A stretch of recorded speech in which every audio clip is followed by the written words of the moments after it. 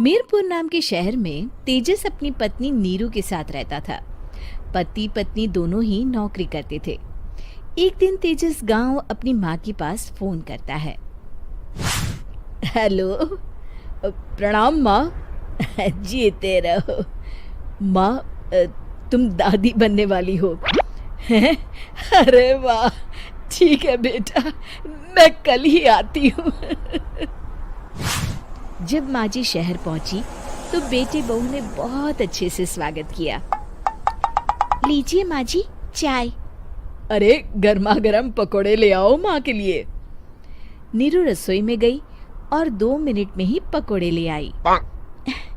जी ये लीजिए। बहू जादू से बनाए हैं क्या? अभी तो रसोई में गई थी। यम्मी। माँ जी, शीला रसोई में पकोड़े तल रही है, मैं बस लेकर आई। हे भगवान, मेरा धर्म भ्रष्ट कर दिया तूने। अब तो गंगा जल से शुद्धिकरण करना होगा। दूसरे दिन, माँ जी मैंने नाश्ता बना दिया है, ऑफिस जा रही हूँ।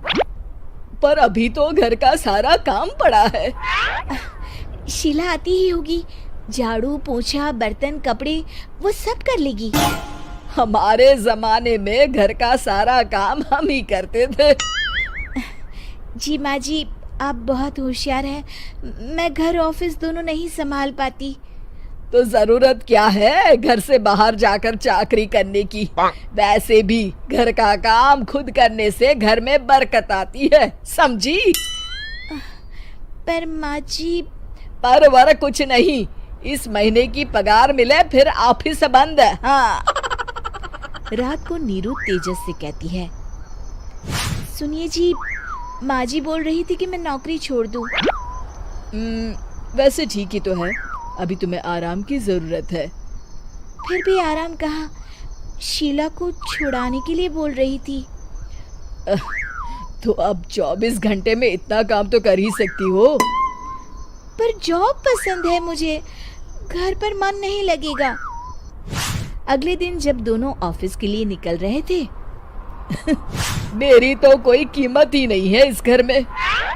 माँ जी, आजकल महंगाई बहुत है, रहन सहन भी बदल गया है, दोनों नौकरी करते हैं तभी ठीक रहता है। अच्छा, तू कहना क्या चाहती है?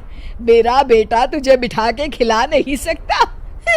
तू ही इस घर का खर्च चला रही है, हैं?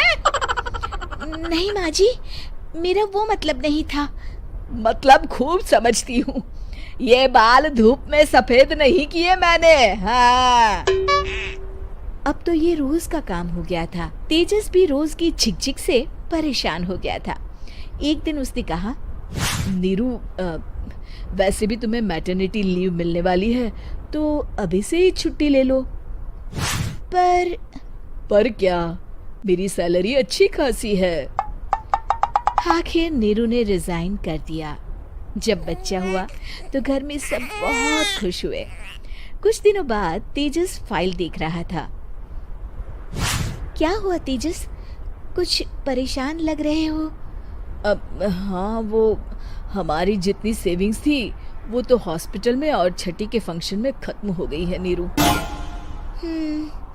और अभी वैसे मंदी चल रही है तो मैं बोल रही थी कल मुन्ना को हेपेटाइटिस का टीका लगवाना है। नीरू, क्या पोस्टपोन नहीं कर सकते? नहीं जी, बिल्कुल नहीं। अब तेजस को समझ में आ रहा था कि उससे गलती हुई है।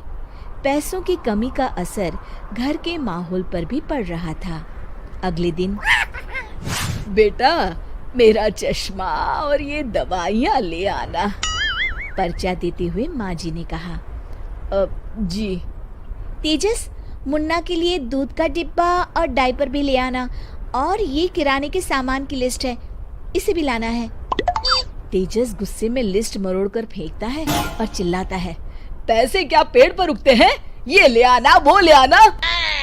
अरे पर ये जरूरत का सामान ही है। वो गुस्से में बिना कुछ कहे ऑफिस चला गया। अरे लंच तो ले जाइए। नीरू दौड़कर डिब्बा पकड़ाती है। एक दिन खाना खाने के बाद, नीरू, अब तो मुन्ना कुछ बड़ा हो गया, तो अब तुम वापस ज्वाइन कर लो ना जॉब। पर इस रिसेशन में जॉब मिलना बहुत मुश्किल है। ट्राई तो करो। फिर मुन्ना? माँ जी है ना, और एक फुल टाइम मेड भी लगा लेंगे। पर माँ जी, उन्हें तो पसंद नहीं। तभी माँ जी वहाँ आ जाती है और प्यार से नीरू के सर पर हाथ फेरते हुए बोलती है, अब मेरी समझ में आ गया बहू, पहले के और अब के समय में अंतर है।